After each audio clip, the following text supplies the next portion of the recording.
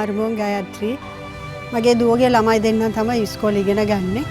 එක්කෙනෙක් ඉන්නවා 6 වසර, එක්කෙනෙක් ඉන්නවා 7 වසර. ළමයි තමයි ගොඩාක් ඉතින් අඩුයි.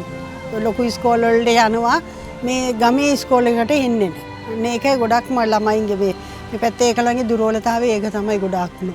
කියන්නේ තමන්ගේ ළමයි එන්න ඕනේ ගමේ ඉස්කෝලේකට.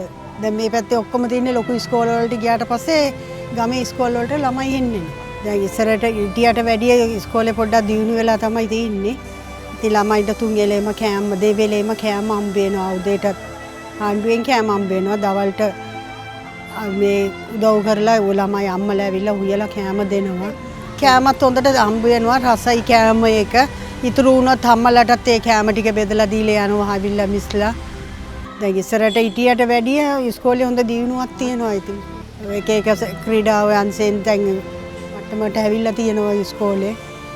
ඉතින් වවා කරනවා අපි ඒකෙත් තෑගි භෝගේ හම්බ වෙනවා ළමයින්ට. ළමයි හොඳට වේවා කරනවා කියලා. ඉතින් ගොඩාක් ඉන්නේ නැති බැරි ළමයිනේ ඒගොල්ලන්ට ඉතින් එක කෑම වෙලක් හම්බ වෙනවා කියන්නේ ඒකත් ලොකු දෙයක් නේ. අඩුපාඩු තියෙනවා ඉතින් එකපාරකට ඔක්කොම අඩුපාඩු කියන්නත් බෑනේ අපිට. පොත්පත් වලින් ඉතින් නැති බැරි ළමයින්ට ඉතින් කොහමද බෑග් ටික ඒවල ඒකලම් උදව් කරන්න ඇවිල්ලා උදව් කරනවා ඉතින්.